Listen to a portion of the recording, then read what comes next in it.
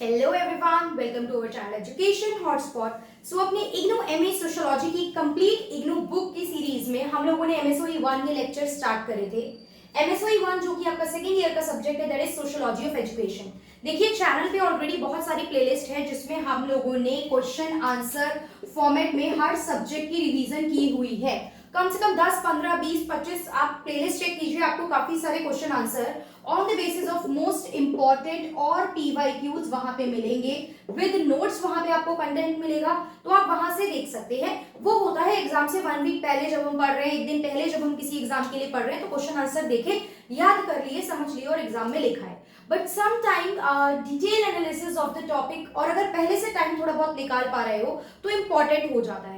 Plus बहुत से student if they are preparing for UGC NET, if they are preparing for UPSC sociology optional, तो खुद से ये बुक पढ़ना बस मतलब बहुत बोरिंग हो जाता है। So that's why we want एक आपके पास एक कंसोलिडेटेड वे में मटेरियल हो जिससे आप पढ़ के समझ सको। तो फर्स्ट थिंग, अभी सिर्फ सुनो नहीं इस वीडियो को, क्योंकि मैं बुक के पॉइंट्स, बुक का एक एक लाइन जो है वो यहाँ पे लेके आपके साथ डिस्कस करने वाली हूँ। तो आप लोग अपने पास इग्नू की बुक अगर है तो वो ओपन करके बैठिए। इन केस बुक नहीं है तो टेलीग्राम पे बहुत इजीली आपको बहुत सारी पीडीएफ बुक्स की मिल जाएंगी, मतलब सारी बुक्स की पीडीएफ मिल जाएंगी, बहुत सारी नहीं, इग्नू के मटेरियल की पीडीएफ मिल जाएगी। आप उसको डाउनलोड कीजिए, बुक अपने पास ओपन कीजिए।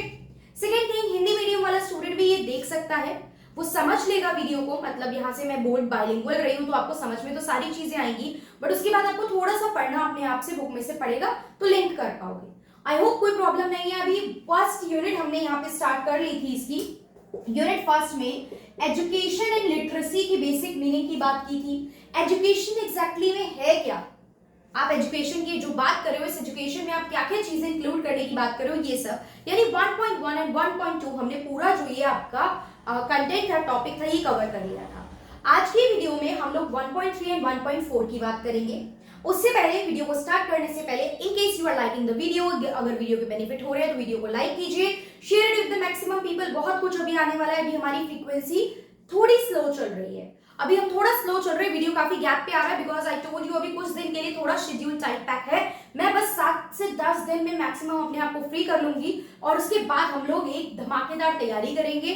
बिल्कुल दिसंबर वाले स्टूडेंट जितने भी होंगे फर्स्ट सेकंड ईयर की, कंप्लीट बुक की I try to give you as many video as I can. UPSC optional की सोशियोलॉजी की बात करेंगे, नेट की सोशियोलॉजी की ऑप्शनल की बात करेंगे, be name any exam, DSSB के सोशियोलॉजी की बात करेंगे, नेम एनी एग्जाम जो सोशियोलॉजी इंक्लूड करता हो।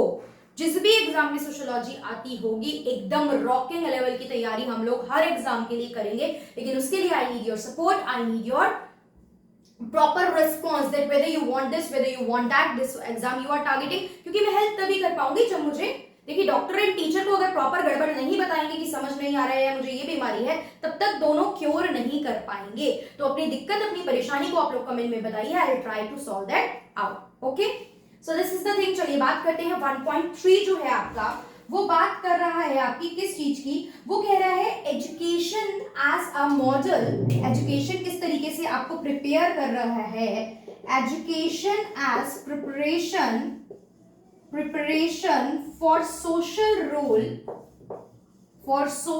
रोल, कि आप सोसाइटी में क्या रोल प्ले कर पाओ इन आइडियल स्टेट। देखिए आइडियल स्टेट एक आइडियल वर्ड हो गया, आइडियल मतलब होता है आदर्श।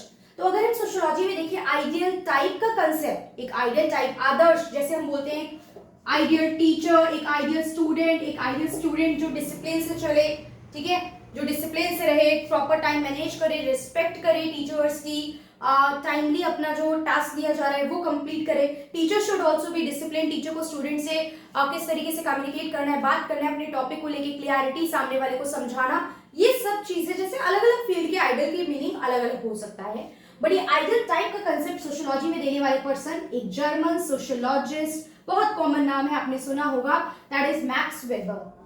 ठीक है, मैक्स वेबर थे, लेकिन यहाँ पे इनका कोई कनेक्शन नहीं है। यहाँ पे कुछ आपसे थिंकर्स की बात की जा रही है कि देखो अगर आपको एक अच्छा स्टेट बनाना है ना, जनरली भी देखो तो आपको सिटीजन अच्छे चाहिए, राइट, आपको सिटीजन अच्छे चाहिए, और सिटीजन अच्छे चाहिए तो मीन्स आप में आपको क्या चाहिए कि उनमें मॉरल वैल्यूज इनकलकेट हो, उनमें मॉरल वैल्यूज हो, सही क्या है गलत क्या है ये उन्हें पता हो, इन चीजों में वो डिफरेंशिएट कर पाए। बिकॉज सही क्या गलत क्या मतलब इसमें उनमें ह्यूमन वर्च्यूज होने चाहिए, प्लस ट्रुथ का साथ उन्हें देना चाहिए, तो यहाँ पे आप मोरालिटी को लेके चल सकते हो। ठीक है, नैतिकता इंपॉर्टेंट है बिकॉज अगर मॉरल वैल्यूज होंगी तो वही आगे आप एक अच्छे सिटीजन बन पाओगे और एक आइडियल स्टेट क्रिएट हो पाएगा, आप सोसाइटी में पॉजिटिव रोल प्ले कर पाओगे। अब ये चीज है, अब यही चीज स्कूल लेवल पे आनी चाहिए, एजुकेशन में इसको आपको क्या करना चाहिए, इंक्लूड करना चाहिए। तो यहाँ पे क्या बोला गया है कि इस पर्टिकुलर चीज के रिगार्डिंग किसने बात की है, इसके रिगार्डिंग यहाँ पे बात की है प्लाटो एंड सोक्रेट्स ने। सुकरात एंड प्लाटो, इन्होंने बात की है कि मॉरल वैल्यू जो है वो एक अच्छी लाइफ के लिए, ठीक है, अगर आप मॉरलिटी के साथ चल रहे हो तो यू कैन मतलब enjoy the happiness in your life, आप वो हैप्पीनेस अपनी लाइफ में क्या कर सकते हो, देख सकते हो। तो happiness and sense of fulfilment आपकी लाइफ में आ जाती है। इसके लिए आपको क्या करना चाहिए, ह्यूमन वर्च्यूज इंपॉर्टेंट है एंड सच का साथ देना इंपॉर्टेंट है, तब आप क्या कहलाओगे, मॉरलिटी कहलाएगी। तो यहाँ पे एक चीज बोली कि फिलॉसफी जो है, philosophy will help you to lead a good life. Sometime आप सुनते हो या आप यूज भी करते होंगे, आप किसी से कहते हो कि ज्यादा फिलॉसफी मत झाड़ो, मतलब जब वो ज्ञान की बातें करने लग जाता है, यार ऐसे नहीं करना चाहिए था, तुम्हें अपने घर पे झूठ नहीं बोलना चाहिए था, बंक मार के नहीं जाना चाहिए था, यार अपने तुमने उस लड़की या लड़के का ऐसे दिल नहीं तोड़ना चाहिए था, गलत बात है, चीजें क्लियर रखनी चाहिए थी। तो जब कोई आपको इस तरीके की बातें समझा रहा होता है और आपने कुछ गलत किया होता है उस तरीके से और वो मोरालिटी के बेसिस पे सही समझा रहा होता है, तो वी यूज अ वर्ड है ज्यादा फिलॉसफी हमारे आगे मत झाड़ो, राइट। तो यहाँ पे फिलॉसफी मतलब यही सब बेसिक ज्ञान की बातें। तो फिलॉसफी अगर होगी तो आप एक क्या जी पाओगे, एक अच्छी लाइफ जी पाओगे। क्लियर। ये जो क्या कहते हैं फिलोसफिकल जो नॉलेज है, फिलोसफर जो है वो ये कहते हैं कि आपका क्या करना चाहिए, नॉलेज जो होती है वो अल्टीमेट ऑब्जेक्टिव ऑफ लाइफ है, ये जो सुप्रीम फॉर्म है। तो इस तरीके की नॉलेज जो है this is the ultimate objective of life. और यहाँ पे एक चीज की और बात की है, एब्स्ट्रैक्ट थिंकिंग, एब्स्ट्रैक्ट थिंकिंग होनी चाहिए। एब्स्ट्रैक्ट थिंकिंग इज नथिंग, सामान्य सोच, एब्स्ट्रैक्ट थिंकिंग इज सामान्य सोच। इसका क्या मतलब है, एब्स्ट्रैक्ट थिंकिंग वो बोल रहे थे कि मतलब जितना आपको दिख रहा है उससे ज्यादा सोचना। वैसे देखो अभी इसको समझते हैं, क्या कहा जाता है, क्लासरूम में टीचर भी एक इंपॉर्टेंट रोल प्ले करता है। Teacher can also play a role of philosopher sometimes. बीच बीच में मैं पढ़ाते पढ़ाते नहीं एग्जांपल ले लेती हूँ, मैं नहीं बोलने लगती हूँ कि ये सब करना है। अगर सोशियोलॉजी पढ़नी है और आप डिस्क्रिमिनेशन अपने माइंड में रख रहे हो तो पढ़ने का क्या फायदा। तो पहले आप बिल्कुल एक जीरो लेवल पे आके रेशनल थिंकिंग के साथ बात करो। तो ये क्या है, ये सब फिलॉसफी तो है। तो एक क्लासरूम में जो टीचर है उसको भी अपने कंटेंट तक लिमिटेड नहीं रहना चाहिए। इतना नहीं कि आपको जितना पता है या जितना बुक में लिखा है बस वो आप तक डिलीवर कर दिया। No, this should not happen. Teacher should try to inculcate the moral values in the student. Teacher को भी इस चीज पे फोकस करनी चाहिए, उनकी एब्स्ट्रैक्ट एंड डिसिप्लिन थिंकिंग पे फोकस करना चाहिए। Abstract thinking is nothing that is beyond the knowledge that you can see physically. जो ये सब लिखा है बुक में लिखा है जिससे क्वेश्चन आने हैं, इनके अलावा जब आप कुछ नॉलेज को देखते हो, सोचते हो, वो सोच आप में डेवलप करी जाती है, तो उसे क्या कहते हैं, एब्स्ट्रैक्ट थिंकिंग। लाइक एक वीडियो में मैंने आपसे बात करी थी कि हम लोग कम्युनल उस पर फंस रहे हैं, इसमें फायदा किसका, मर रहे हैं, जलाया जा रहा है, क्या कोई पॉलिटिकल लीडर को उसमें नुकसान हो रहा है, क्या उनका घर जल रहा है, क्या उनकी गाड़ियां टूट रही हैं, क्या उनके बच्चे जेल में जा रहे हैं, नहीं। लेकिन कम्युनल के नाम पे हम लोग लड़ रहे हैं। हम इतना दिमाग नहीं लड़ा रहे हैं कि यार हमें ग्राउंड लेवल पे ये काम नहीं करना चाहिए क्योंकि उससे अल्टीमेट बेनिफिट हो रहा है, शायद थोड़ा नुकसान हो रहा है, बेनिफिट हो रहा है, तो वो अपर तक जा रहा है। नुकसान तो सारा हमें ही फेस करना पड़ रहा है इस सब चीजों का। तो ये चीज होती है। तो जब आप अपनी फिजिकल जो लिखा हुआ नॉलेज है, जो पूछे जाने वाली नॉलेज है, उससे एक्स्ट्रा पढ़ते हो, so that is considered as abstract thinking. और कहा जाता है कि मैथ्स एज अ सब्जेक्ट ये हेल्प करता है कि आप में एब्स्ट्रैक्ट मेन सब्जेक्ट की बात करें, इसको देखो सोशियोलॉजी बहुत हेल्प कर रही है, लेकिन यहाँ पे हम किसकी बात करें, maths as a subject help करता है। क्यों, क्योंकि मैथ्स में एक इक्वेशन लिखी, आप सोचते हो कि किस तरीके से हम इसको सॉल्व कर सकते हैं, what are the different way और द मेथड्स जिससे इस पर्टिकुलर इक्वेशन को सॉल्व किया जा सकता है। सो ये चीज है, ठीक है। नेक्स्ट इसमें क्या कहा गया है कि culture, character is also very important, ठीक है। प्लेटो ने एक चीज पे फोकस करा, that is what, that is character. Plato ने यहाँ पे फोकस करा, character building is also very important. इंसान का चरित्र निर्माण करना भी बहुत इंपॉर्टेंट है।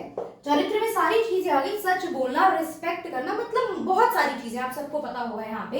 प्लस ही ऑल्सो एम्फसाइज और focus the cultural knowledge. Culture is very broad term, culture is not about religion, धर्म नहीं है ये। Culture is about music, literature, architecture, ये सब बहुत सारी चीजें हैं। But yes he is against the literature knowledge, he is against the knowledge, जो लिटरेचर किताबों में जो लिखा है सिर्फ वही पढ़ा दिया और उन्हीं के हिसाब से आपने सारी चीजें सीख ली, बिकॉज ये कहती है कि ये उस तरीके की नॉलेज नहीं दे पाती है और यहाँ पे इंसान हीरो जो एक्चुअल में रोल मॉडल बन सकते थे उन्हें रोल मॉडल बना ही नहीं पाता। जैसे कि हम बात करें, आप मूवी देख रहे हो, बॉलीवुड में सब कुछ देख रहे हो, आप उन्हें हीरो मान रहे हो, but there are many soldiers, there are many मतलब जो आपके फोर्सेस के लोग हैं जिन्होंने बहुत ग्रेट काम करे और हमें और आपको पता तक नहीं है।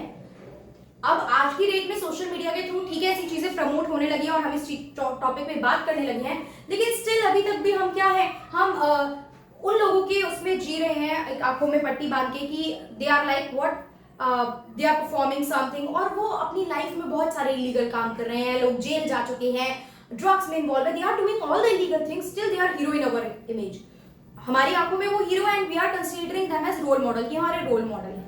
सो प्लेटो इज थिंकिंग के अगेंस्ट है, ही सेड कि ऐसा नहीं होना चाहिए, एक्चुअली आपको कल्चर जो पुराने हिस्टोरियन रोल मॉडल है उनकी नॉलेज देनी चाहिए स्टूडेंट को। Plus he is also against कि जो यंग चिल्ड्रन कई बार ड्रामास वगैरह होते थे ना, उसमें जो यंग चिल्ड्रन रोल प्ले करते थे, आप चाहो तो अपनी लैंग्वेज में छोटी छोटी चीजें बना के एक लाइन लिख सकते हो जो मैं बोल रही हूँ, राइट, ये नोट्स ही बन जाएंगे आपके, मतलब आप इतने बड़े लेवल के स्टूडेंट हो, आप मास्टर के हो, तो नोट मेकिंग तो आपको आनी चाहिए। जो भी मैं बोल रही हूँ या तो उसको हिंदी इंग्लिश में मिक्स करके लिख लो, अगर एग्जाम में कहीं पे भी कोई टॉपिक यूज करना होगा then you can use that, otherwise इससे पढ़ के बुक पढ़ लेना, आपका काम आसान हो जाएगा, ठीक है। अब यंग चिल्ड्रन जैसे आज की डेट में भी देखो, बहुत छोटे छोटे बच्चे कई बार रोल प्ले कर रहे हैं जिसमें लड़कियां हैं जो बहुत स्टाइल मार रही हैं, मेकअप कर रही हैं, नखरे दिखा रही हैं, पेरेंट्स का डिवोर्स हो रहा है, एक्स्ट्रा मैरिटल अफेयर हो रहा है, दूसरी शादी हो रही है, so they are very small but they are involve in that, उनको उनमें इन्वॉल्व किया जा रहा है। प्लस छोटे बच्चे जो ड्रग्स में इन्वॉल्व हो गए, सेक्स रैकेट में इन्वॉल्व हो गए, बहुत सारी चीजें होती है, I am just mentioning few things, ठीक है। तो यहाँ पे उनको वो सब चीजों की नॉलेज हो रही है ना, उनको वो वर्ड पता चल रहे हैं, प्लस कहा, और आप नेगेटिव रोल में पोर्ट्रे कर रहे हो बच्चों को, तो समटाइम यहाँ पे कहा जाता है कि यंग चिल्ड्रन वर्ड मत यूज करो, जो यंग लोग होते हैं, यंग एस्पिरेंट्स हैं, यंग यूथ है, वो अगर इस तरीके के नेगेटिव मीन रोल प्ले करेंगे तो समटाइम वो उनकी कैरेक्टर, उनके नेचर में भी आ जाएगा। ऑल्दो देखो हम ये नहीं कह सकते कि जो वैम्प बन रहा है वो रियल लाइफ में भी वैम्प होता है, बट समटाइम जैसा रोल आप प्ले कर रहे हो, जिस वे से आप बोल रहे हो, जिस वे से आप ड्रेसिंग सेंस आपका है, समटाइम कहा जाता है कहीं ना कहीं वो चीज जो है, देखो बड़े होने के बाद एक मेच्योरिटी के एज में तो ऐसा नहीं होता है, लेकिन अगर छोटे से वो चीज रहेगी, आप कोई और जैसे रोज सेट पे आप कुछ बन के जाते हो, I am talking about drama या मूवी या सीरियल बच्चा कर रहा है, तो बच्चे में वो चीज ट्रेट्स आ जाती हैं, you can not help the child in that. तो प्लाटो इस चीज के भी अगेंस्ट थे, ठीक है। आई होप ये चीज समझ में आएगी। अब यहाँ पे ये जो थे ये क्या बात करते थे, he was in the favour of totalitarian ideology, ठीक है। ही वॉज मतलब ये क्या था, इनको क्रिटिसाइज भी किया गया कि यार आप तो सिर्फ प्रोटेक्टिव चीजों की बात करते हो रिगार्डिंग कल्चर, प्लस आप टोटलिटेरियन आइडियोलॉजी को सपोर्ट करते हो, टोटलिटेरियन आइडियोलॉजी को सपोर्ट करते हो। टोटलिटेरियन आइडियोलॉजी इज व्हाट, कि आप चाहते हो full control over the citizen. So इस वजह से बहुत से आगे जाके लोगों ने क्रिटिसाइज भी करा। सो this is the criticism of his theory. अगर अब हमने क्या देखा, यहाँ पे देख लिया आपने, सोक्रेट की बात देख ली, प्लाटो की बात देख ली, ये समझ में आ गया। नेक्स्ट अब टॉपिक है 1.4। 1.4 कहता है education as a cultivation of reasoning ability. This is the 1.3 जो आपका था। यहाँ पे 1.4 जो है वो बात करता है रीजनिंग एबिलिटी की, कि एजुकेशन के थ्रू आप में रीजनिंग एबिलिटी भी डेवलप होती है। Reasoning is what, questioning the things, right. 1.4 is education जो है वो कैसे as cultivation of reasoning ability.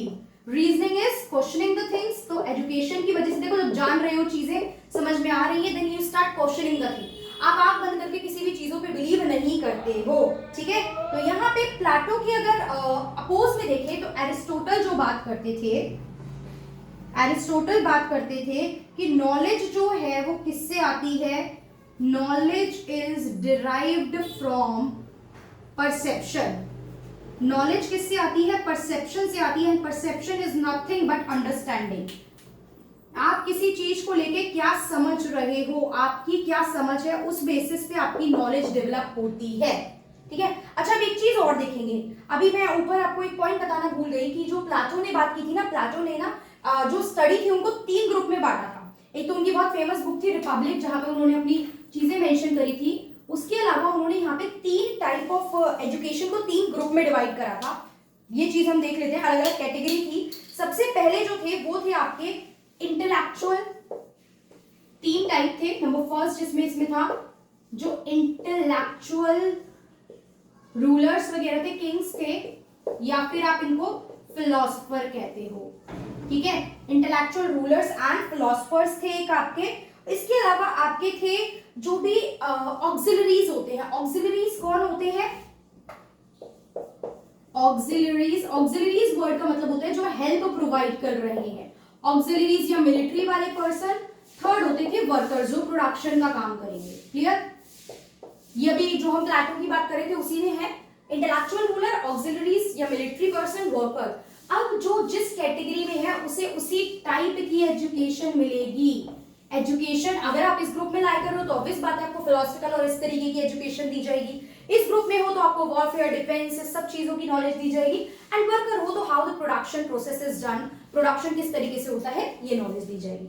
So I hope it is clear. ये चीज आप उसमें ऐड कर सकते हो। अब यहाँ पे नॉलेज जो है वो परसेप्शन से आती है, आपकी अंडरस्टैंडिंग कितनी है उस पर आती है। अब आप यहाँ पे बात कर रहे हो किसकी? लॉजिक की।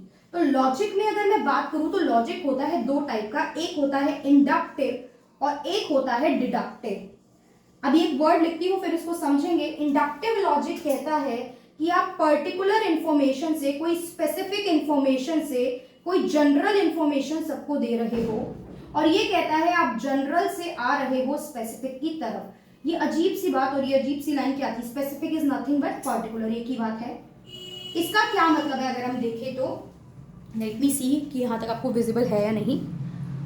Let me adjust the board first. Extremely sorry for this guys.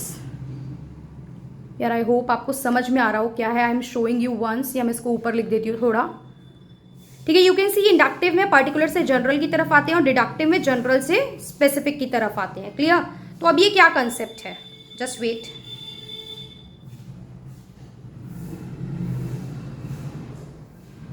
Okay, तो इंडक्टिव में आप आए पर्टिकुलर से जनरल, मतलब आपको किसी एक ग्रुप, एक इंसान, एक सोसाइटी, किसी छोटी सी जगह की इंफॉर्मेशन पता थी, लेकिन उससे आपने जनरलाइज इंफॉर्मेशन दे दी। जैसे बुक में एग्जांपल लिखा है कि एक बच्चा देख रहा है कि एक कली को फूल बनते हुए देख रहा है किसी एक फ्लावर में। अब वो जनरली ऑब्जर्व मान लेगा कि भाई ये चीज मैंने देखी है, मैंने एक्सपीरियंस किया, मैंने अंडरस्टैंड किया है, तो जनरली हर फ्लावर में, हर उसमें जो बर्ड निकलेगी ऐसा ही होता होगा। सो दिस इज पर्टिकुलर, एक चीज की इंफॉर्मेशन से उसने जनरली परसेप्शन फ्रेम कर ली, राइट। फॉर एग्जांपल प्लांट को पानी देते हैं तब वो बड़े होते हैं। कुछ होते हैं जो बहुत ज्यादा वाटर वाले नहीं होते हैं, लेकिन उसने मान लिया कि आप वाटर दोगे तो उससे वो ग्रोथ होगी, तो वाटर देना ज्यादा इज इंपॉर्टेंट। अब स्पेसिफिक से जनरल, डिडक्टिव कहता है जनरल टू स्पेसिफिक। डिडक्टिव कहता है मुझे ज्यादा लोगों के बारे में बात पता थी, उससे मैंने शॉर्ट में पता लगा लिया। जैसे मैं कह रही हूँ कि एग्जामिनेशन टाइम में जनरली एंजाइटी हो जाती है बच्चों को, तो मैं मेरी एक स्टूडेंट से मैंने पूछा भाई एग्जाम चल रहा है, तुम्हें तो बहुत एंजाइटी हो रही होगी। अब वो बच्चे कह रहे हैं नहीं, मतलब आई एम वेरी रिलैक्स, मुझे कोई प्रॉब्लम ही नहीं है। मैंने पढ़ा होता तो प्रॉब्लम होती है, मैंने पढ़ा ही नहीं है तो मुझे कोई एंजाइटी नहीं है। तो यहाँ पे जो मेरी जनरल चीजें थी वो उस पर्टिकुलर इंसान से, वो पर्टिकुलर पर्सन से, किसी पर्टिकुलर सोसाइटी से मैच ना करे। जनरली ये कंसेप्ट होता है कि शादी करने के बाद वुमेन जो है वो मैन के घर जाके रहती है, that is petri local. But कुछ सोसाइटी, कुछ एरिया ऐसे भी है जहाँ पे मेट्री लोकल सिस्टम चलता है, बहुत रेयर है ऑल्दो, लेकिन है। तो वहां पे मेरा जो ये कंसेप्ट था जनरल वाला कि शादी करके फीमेल जो है वो मेल के यहाँ जाएगी, वो कुछ पर्टिकुलर सिचुएशन पे फिट नहीं भी बैठेगा।